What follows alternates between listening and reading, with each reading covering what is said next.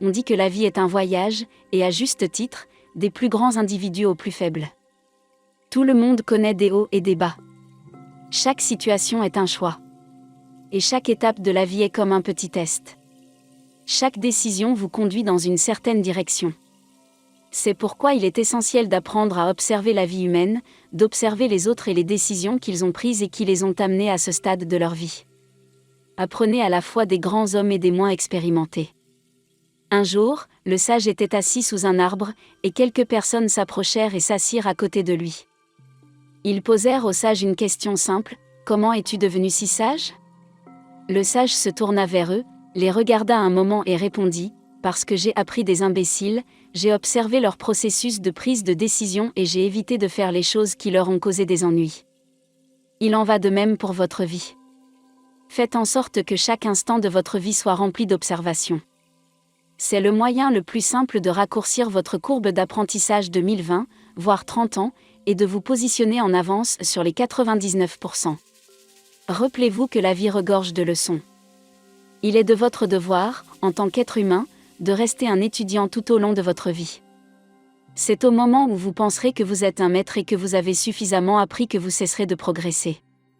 Quelles sont donc les leçons et les principes que les hommes doivent garder à l'esprit ? Première leçon, le bonheur est un choix personnel. Le bonheur est une décision que vous seul pouvez prendre. Une grande partie de votre joie vient de l'intérieur, et vous devez maîtriser vos émotions. De même que la recherche du plaisir physique ne doit pas accaparer vos pensées. Le vrai bonheur ne dépend pas uniquement de la satisfaction des désirs primaires, y compris sexuels. Ne comptez pas sur les autres pour créer votre bonheur, car c'est un piège courant dans les relations. Lorsque vous vous engagez dans une relation en vous attendant à ce que votre partenaire soit votre seule source de bonheur, vous êtes souvent déçu. 2. Votre bonheur est votre responsabilité. Cela s'applique non seulement aux relations, mais aussi à tous les aspects de la vie. Par exemple, un jour de pluie, une personne peut se réjouir de la pluie tandis qu'une autre maudit le temps qu'il fait. Tout dépend de votre état d'esprit. Rappelez-vous que le bonheur est un choix quotidien que vous devez faire. Une façon de cultiver cet état d'esprit est de se déconnecter des médias sociaux. Les médias sociaux font souvent plus de mal que de bien. Bien qu'ils promettent de rapprocher les gens, ils font souvent le contraire. En réalité, ils produisent souvent l'effet inverse, en suscitant l'envie et le mécontentement parmi les utilisateurs. Moins de 2, tout est temporaire, les bons comme les mauvais moments. Ils sont tous éphémères. Lorsque la vie est belle, profitez-en pleinement et soyez reconnaissants. Lorsque des difficultés surviennent, restez calme et attaquez-les de front. N'oubliez pas que même les plus beaux jours se terminent un jour. Si les émotions menacent de vous submerger, restez déterminés et gardez les idées claires. Troisième leçon, la vie n'est pas juste. Regardons les choses en face, la vie nous distribue des cartes différentes. Certains partent avec des avantages, d'autres avec rien.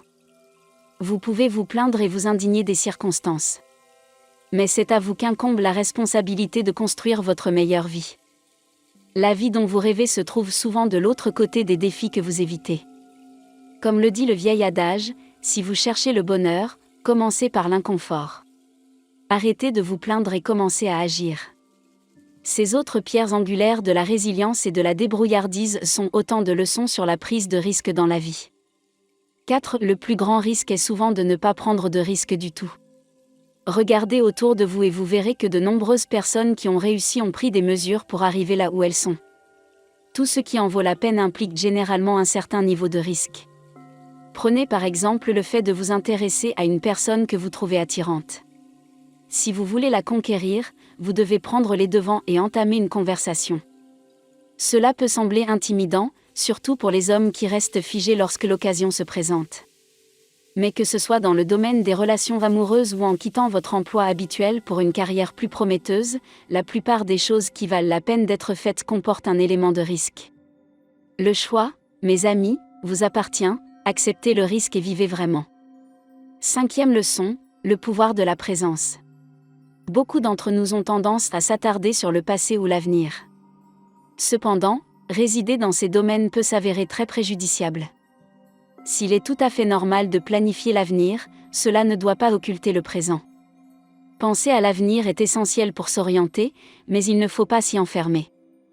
Laissez vos pensées futures vous guider doucement pendant que vous travaillez avec diligence dans le présent pour atteindre le style de vie que vous souhaitez.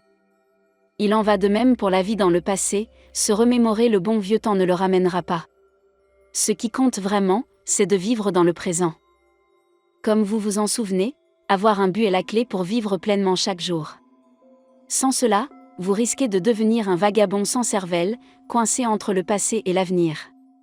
6e leçon, le piège de la réflexion excessive. À mesure que nous grandissons, nous avons tendance à tout analyser à outrance. Des actions mineures commises par d'autres peuvent nous entraîner dans une spirale de pensées et d'émotions. Peut-être que quelqu'un ne vous a pas dit au revoir au travail, et soudain, vous êtes convaincu qu'il vous méprise. Ces pensées peuvent vous ronger, même si l'autre personne n'avait aucune mauvaise intention. Cessez d'alimenter ces pensées, surtout, n'imaginez pas de scénarios imaginaires dans votre tête. Le remède aux pensées excessives est l'action. Ainsi, lorsque vous vous sentez sombrer dans cet abîme de pensées, libérez-vous par l'action, moins que 7, suivez votre passion et choisissez judicieusement votre carrière. 7. Votre travail représente une part importante de votre vie. Imaginez quelqu'un qui aime la programmation, il ne passerait pas soudainement au génie civil même s'il y était contraint, un tel changement conduirait probablement à l'inefficacité. Votre temps est précieux, alors consacrez-le au développement de compétences qui feront progresser votre carrière. De nombreuses personnes gaspillent la moitié de leur vie à poursuivre des carrières ou des compétences dictées par d'autres, comme leurs parents ou leurs amis, au lieu de poursuivre leurs propres intérêts. Si vous n'êtes pas satisfait du domaine que vous avez choisi, vous ne trouverez pas de satisfaction dans votre carrière, et ce mécontentement se répercutera dans d'autres domaines de votre vie. C'est ce que nous entendons par investir en soi. Cela devrait s'appliquer à votre vie personnelle et vous inciter à ne vous engager que dans des activités qui correspondent à votre objectif et à votre mission. 8e leçon, votre esprit est votre plus grand allié et votre plus grand adversaire. La leçon de vie la plus importante concerne votre état d'esprit. Vous êtes l'architecte des résultats de votre vie.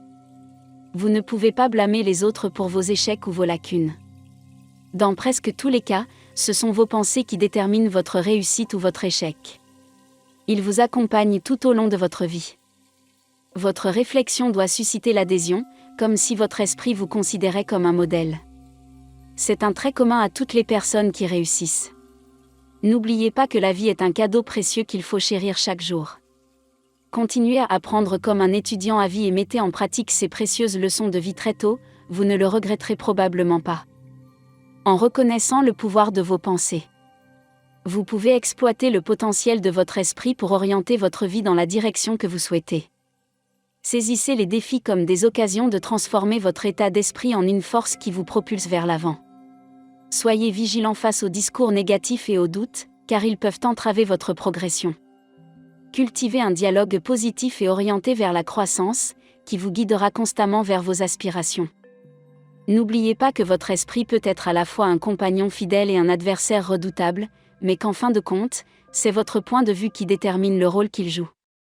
Cultivez continuellement la conscience de soi, car comprendre les rouages complexes de votre esprit est un voyage qui ne s'achève jamais vraiment.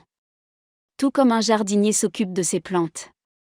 Entretenez vos pensées avec soin, éliminez la négativité et le doute et remplacez-les par les graines de la croyance et de la résilience. Le paysage de votre esprit est malléable, façonné par les pensées que vous choisissez d'arroser et de nourrir. N'oubliez pas d'aimer cette vidéo, de vous abonner et de rester à l'écoute pour plus de contenu. À la prochaine fois.